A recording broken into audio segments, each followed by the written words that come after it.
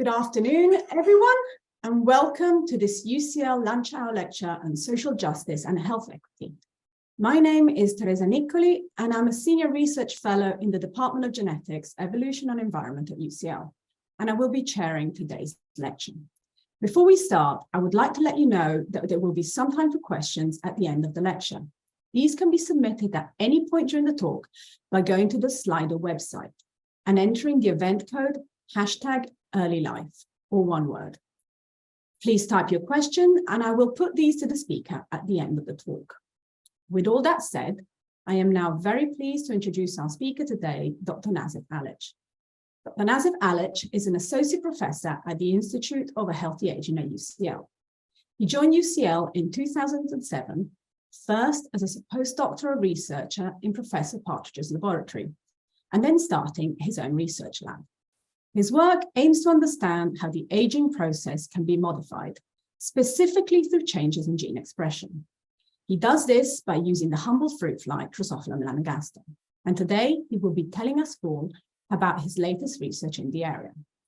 I will now hand over to Dr. Alic for his talk. Thank you. Hi, thank you, Teresa, and thanks to the organizers for the invitation to give this lunch hour lecture. So the title of my talk really is Early Life Experiences and How They Shape Later Life Health. So this is kind of quite a broad title that I hope was reasonably interesting and sort of brought you in to listen to the talk. But essentially what this is going to be is a short it's going to really be a short introduction to aging research. So it's really going to be a short little story about how we research aging and why, which also means that I'll try to give you a broader introduction first to sort of general topics and the kind of questions that we are trying to understand. And then subsequently, I will tell you about a recent study that we did trying to understand how early life experiences actually have an impact on later life health. So I'm from the Institute of Healthy Aging, and if ever after the lecture you want to learn more about us, this is the link here. And we are interested in studying aging. So this is sort of the biological phenomenon that we are interested in. And so this is something that's very common to everybody. We all understand and know and we've seen aging because essentially as humans, we end up, we are born at some point, we develop through life, and then after we reach adulthood, we actually just slowly and steadily go on aging until we get, most of us, if we're lucky, get quite old. And so this is something that, that we see, that we've always spoken about, that we've always known about. So why do we want to study aging, and how do we study aging is what I'm going to try to elaborate on first. But because what we are studying is the biology of aging, we need to be able to do experiments. And most of our experiments are obviously not done on humans, but they will be done on different organisms that we refer to as model organisms, because they're used to sort of model particular biological processes. So at the Institute of Healthy Aging, this is our main kind of the core of our research, is really understanding the biology of aging by studying it in model organisms. And the models that we use go from very simple eukaryotic sort of unicellular organisms, such as the yeast, Saccharomyces cerevisiae, as well as Saccharomyces ponbi. It's actually ponbi that we use more often in the Institute of Healthy Aging. And then also some animal models, such as a very simple animal, which is the worm Cerebroiditis elegans. And this is a very famous genetic model and is one of the organisms in which aging research really started. It's an animal, it's an invertebrate, so it's easy to study, but it also shows very clear signs of aging. The organism that I use is a fruit fly. So these are the tiny little flies that hover around your fruit bowls or garbage bins, but they also happen to be a very famous and a very useful genetics model. And sometimes when we really want to understand more detail about how mammals age, we do sometimes use the mouse as well. So there are a few labs in the IHA that use mouse for cell culture to understand aging. So as I said, aging is something that we've known it's always existed, we've always spoken about it, it's sort of just a fact of life. So why would we bother studying it, and why do we think it's important to study exactly now? Like, why today? Why should we be talking about aging today? And this is essentially coming from changes that we've seen in human societies over the past few hundred years. And this is this sort of quite dramatic increase in the probability of survival, so in likelihood of survival of people that's happened in the last few hundred years. I'll give you an example that comes from a nice review by a colleague at the Institute of Healthy Aging, Linda Partridge, where they've plotted the differences in life expectancy, or sort of probability of survival, for people in the Netherlands from 1850s, 1900, and 1950. And you can see here that the life expectancy, both for men and women, is dramatically increased over this 100 years. And it will go on increasing even from the 1950s. And this is really good. This is actually the outcome of a lot of improvements, essentially, that we've seen in our living conditions. So better hygiene, better infrastructure, and also some very simple and effective medical interventions that we've had, such as antibiotics or vaccines. And all of this has meant that people are now living much longer. It's a good thing, because it means that we're enjoying life for longer. We're sort of able to survive for much longer than we ever did in our past. But what this also means is that the societies we live in are progressively getting older. The proportion of older people in our societies is actually steadily increasing.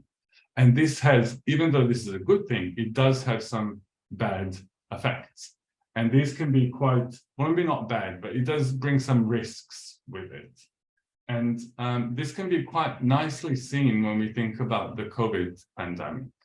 And you know that not all people were equally susceptible to this infection. And so some people, got sick, quite severely sick, and some people died. And the actual risk of dying from COVID, one of the greatest risk factors was actually age. So you can see here, if you compare people under the age of 44 and their mortality from COVID in England, and you compare it to those that were older than 75, you will see that there's actually magnitudes of difference between these two age groups. So age itself is something that makes us susceptible to disease, and it's probably one of the greatest factors that does that, rather than anything else. It's actually age that matters the most, quite often. And this can be extended to many other diseases. And so, for example, you can look at the burden. So you can look at the burden of a number of diseases, such as cardiovascular diseases, cancer, or even dementias. And this burden falls most heavily within or on the populations that are older. And that is, as I said, age is essentially the greatest risk factor for many diseases. And conversely, also, these diseases of aging are the ones that we see around us today because of the change in the population structure of human societies. And one thing to note as well is that this is something that's not happening, in a particular part of the globe. This is actually very much globally, and we see this burden of diseases of aging in Europe, but also in Africa and in other places. And this means that aging today is bringing about increasing personal and societal costs that we really think need to be addressed. And in order to do this, we think it is quite important to understand aging as a process, or rather aging as a biological process. So before I go on to talk about this, the particular study that we've done recently, I'll also try to elaborate a bit more about what aging is and how we can think about it, how we can study it. And so I've already sort of numbered quite a few different diseases of aging, but they are quite human specific. And on the other hand, we try to do experiments in very simple model organisms. So the model organism that I use, the fruit fly, it doesn't really get dementias, and it doesn't really get cancer, it doesn't really get cardiovascular disease. But we do say that it ages, and we can study aging in the fruit fly. So I'd like to sort of slightly bring you back to something that's really, really fundamental, and that is a parameter that we can look at to understand what's happening with the rate of aging itself. And that is this one consistent thing that happens in all different organisms that age, and that happens with age. And that is essentially the risk of dying increases. So if you look at a number of different organisms or different animals, you will see that with time, the probability of an individual dying exponentially increases. And so this means for the organism that I study, Drosophila melanogaster, that the risk of dying increases substantially to kind of really explode by the time they're 100 days old. And so it's really hard to find a Drosophila that is older than 100 days. It's quite, in our experiments, they'll rarely ever get to be 100. And it is this kind of increased risk of dying that shapes the survival curves that you often will see. So in this case, I'm giving you essentially a survival curve for humans, and you get this sort of very typical shape. And this is because the risk of death actually increases with time. What you can also notice here is that for men and women, the probability of survival is different, and this sexual dimorphism is quite often seen in the animal kingdom as well. There are differences in how men and women age. So another thing to consider, so I guess survival is something that I will show you a few times here, and for us, it's actually just a very simple way to measure aging. And essentially, you should think of it as a tool. The second thing that we should really think about is what is aging in terms of mechanisms, what is actually happening here. And in a certain way, we're all predisposed to think of it as just simply a wear and tear of an organism. Sort of, my body will just, through years, just start getting worn out and things will go wrong. And that's basically what happens. So it's sort of essentially, you can think of it as a machine, as a car that just simply sort of wears out and stops working.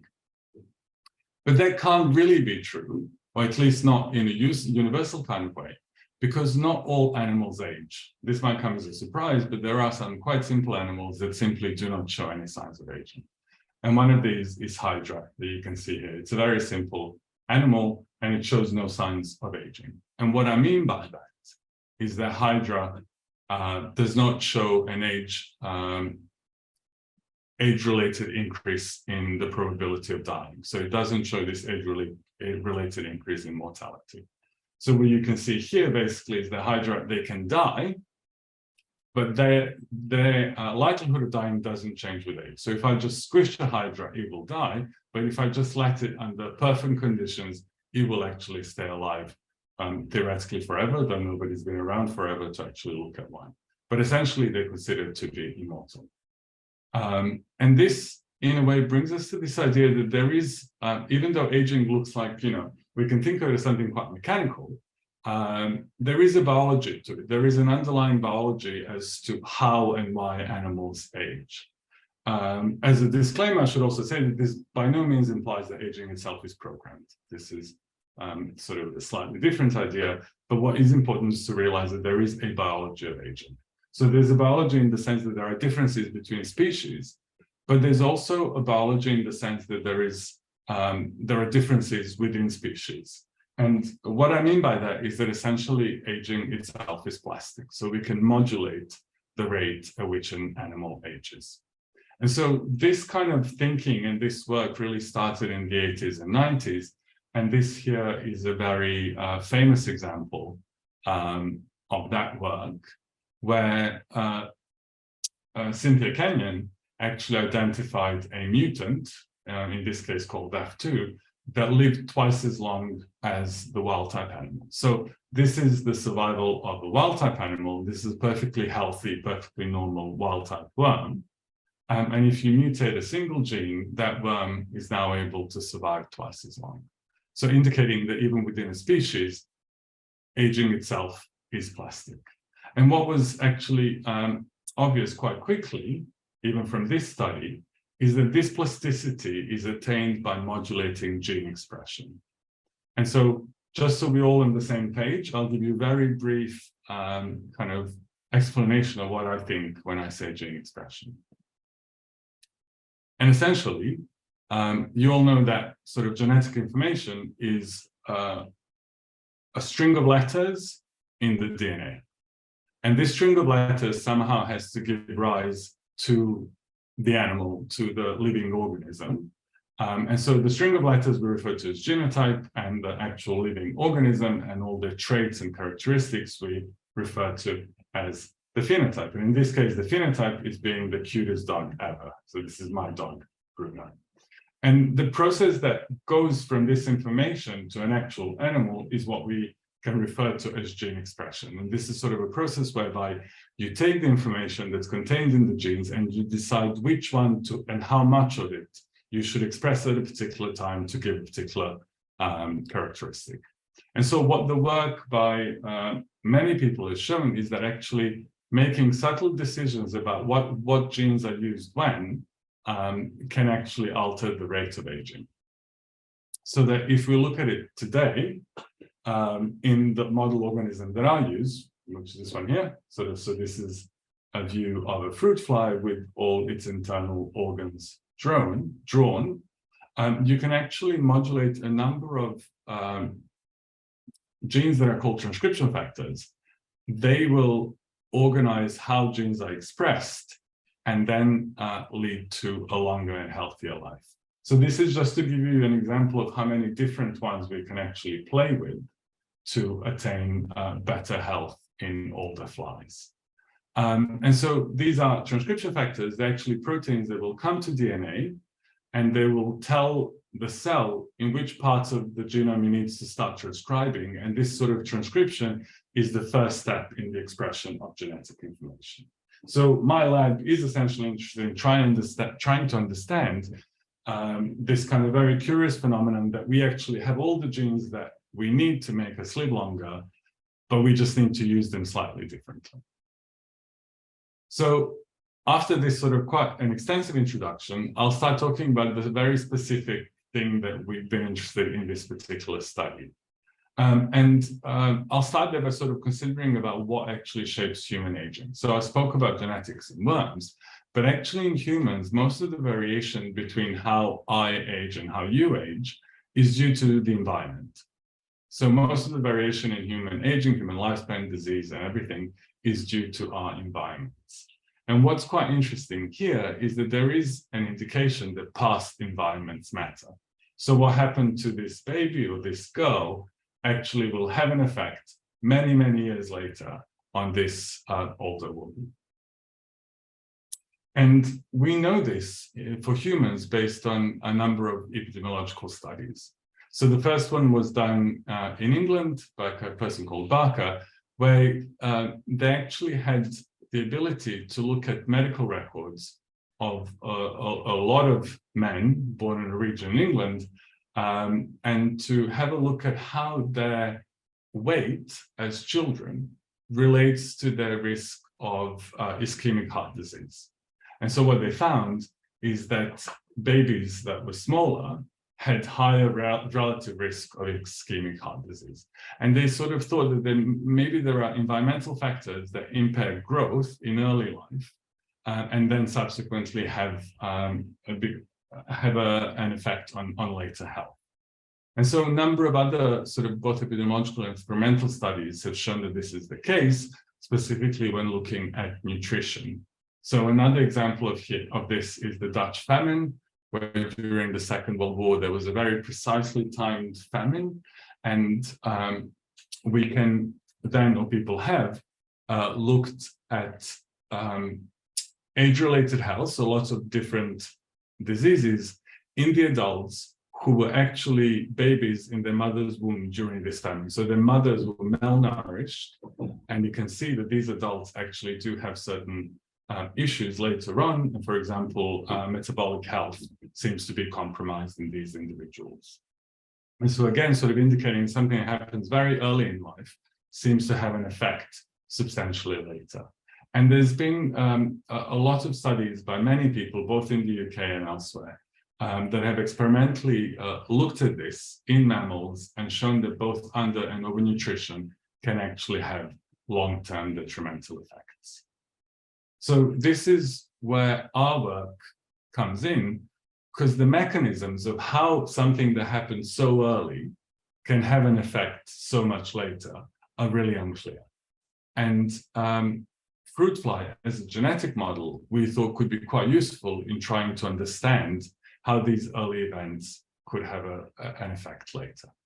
So we chose to use the fruit fly and try to see if manipulating its diet in youth could actually have long-term consequences. And so by youth, here we actually are looking at an adult reproducing female in case of fruit flies. So we're not actually looking at equivalent of a baby, we're just looking of an equivalent of a 20-year-old human. And how changing the environment of that individual or that group of individuals will then have an effect on them later. And so we did a very, very simple experiment. We know the conditions where flies are very happy, and we know the amount of sugar they need to eat to be quite healthy. And what we can do is essentially feed them a substantially higher amount of sugar. So this is the equivalent of feeding flies cake and only cake for a very long time. And so we fed them high sugar food for either 1, 2, or 3 weeks after they emerge as adults. And subsequently, we then put them back on a normal diet. So put them back on a healthy diet and looked at what happens to their survival as an indication of how they're actually aging. And what we found is that exposing young flies, to this high sugar was enough to substantially alter their survival later on, even though this sort of difference in survival is only observable, some 60 days later. So indicating that this sugar is somehow having a long-term effect on the fly. So one of the things that we did to understand where this long-term effect was coming from was profile gene expression. And so we looked at the entire genome. There are techniques that make it quite easy to actually look at expression of all the genes in the genome. And we realized that this profile that we see when we feed flies high levels of sugar is very similar to a profile that we see when we delete a transcription factor that's called FOXO, sort of indicating that this sugar-rich diet is repressing the activity of FOXO, so that the resulting gene expression profiles are actually correlated. And so I'll just give you a brief introduction to FOXO, because I will be talking about this gene for a while now. And so it's actually fork-head box O transcription factor. And the fork-head is just a historical name that comes from the first mutant that was isolated in the fruit fly. It's involved in a number of physiological functions, and it does this by regulating gene expression, as I said, so it's a transcription factor. It's regulated by a number of pathways that respond to environment, and one of the very famous and important ones is that it's actually regulated in response to insulin, which itself is regulated in response to food that we eat. FOXO is able to promote longevity in a lot of different species, so worms, flies, and there is some indication in human genetic epidemiology that one of the FOXOs in humans could also be a longevity gene in us. So in Drosophila, this gene is called dfoxo. I'll just keep referring it to as FOXO. So what we did in this study then is that we showed that a sugar-rich diet seems to stimulate insulin signaling, which then inhibits the activity of FOXO in the first 3 weeks of life. And then this is sufficient to set up a program of gene expression that is detrimental for lifespan.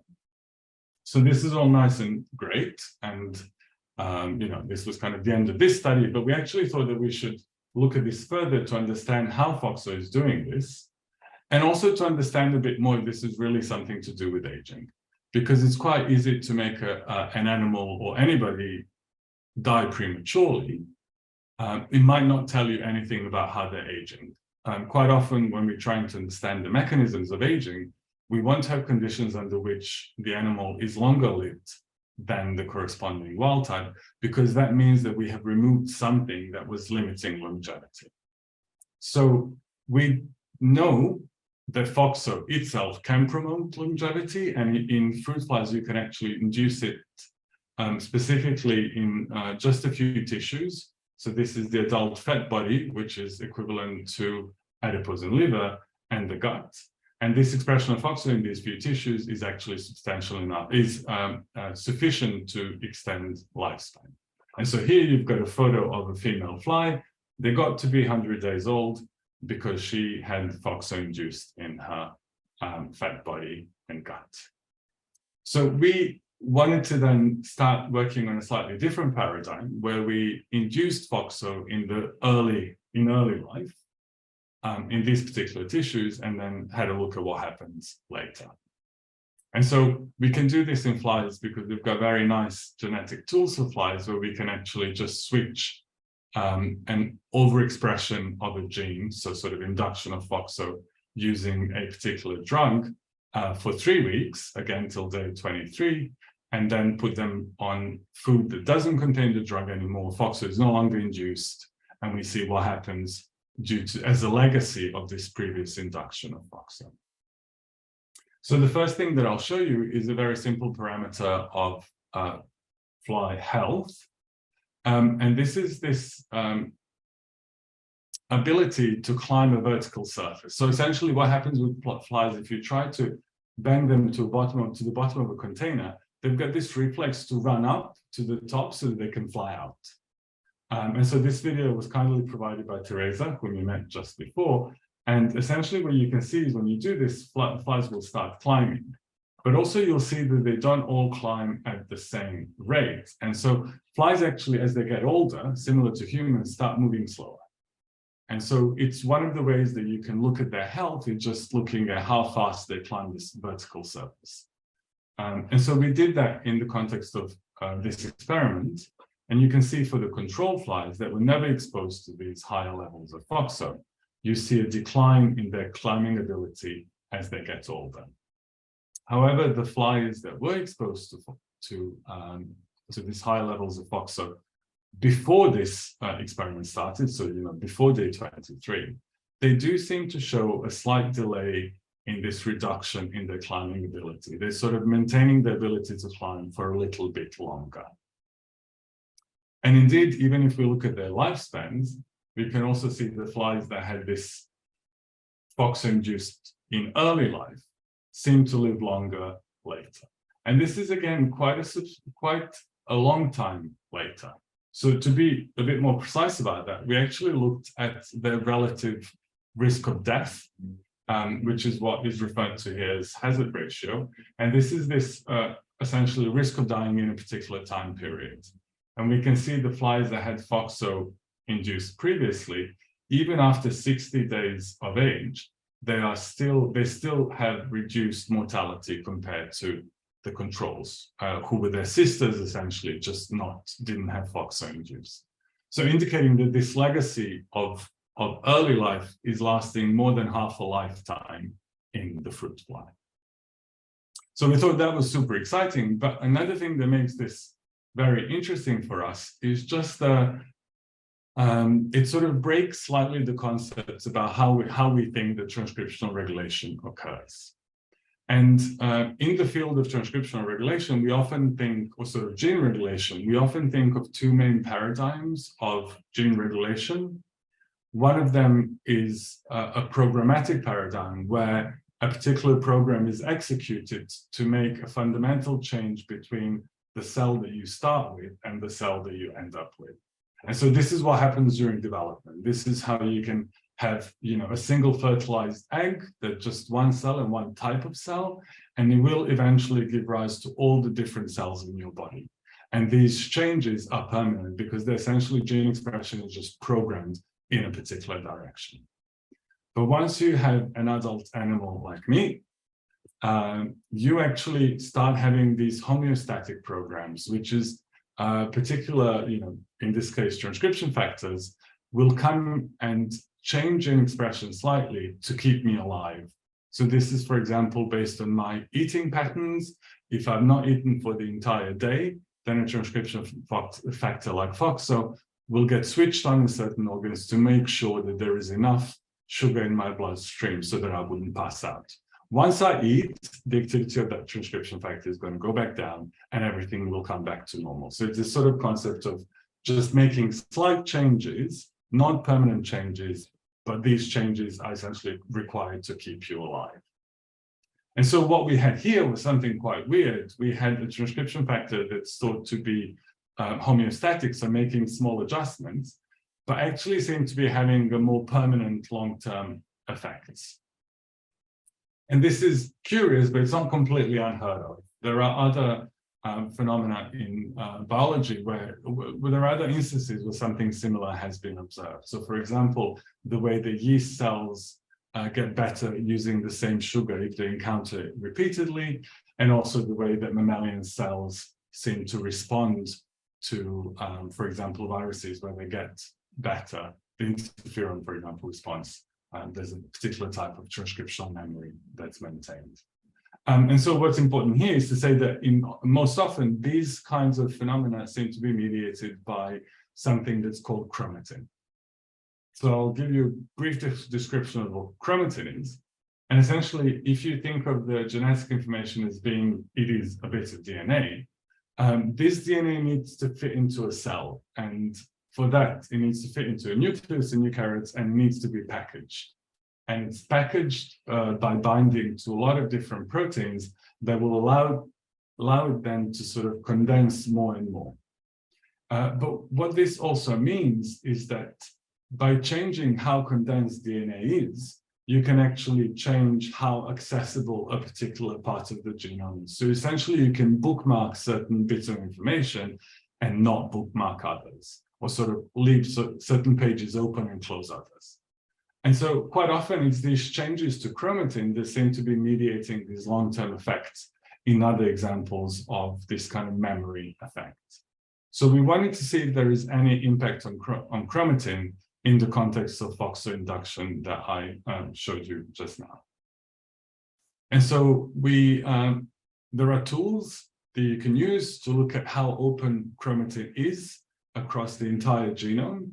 They give you a lot of information, and you can try to summarize this information. And here I've summarized it on essentially a two-dimensional graph, where you can interpret distances between points as representing difference between different samples.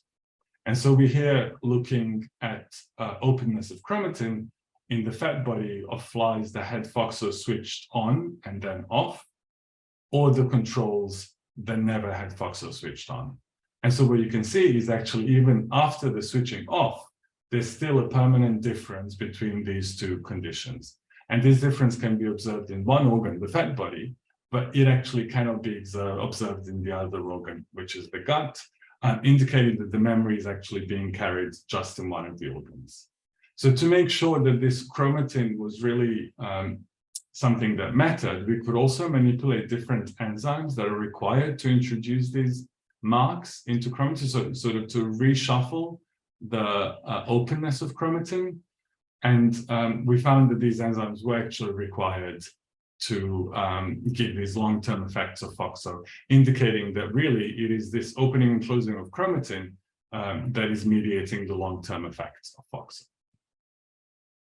And we could also look at gene expression as well, because we expect if there are changes in how DNA is arranged or sort of opened or closed, that this should result in changes in how genes are expressed.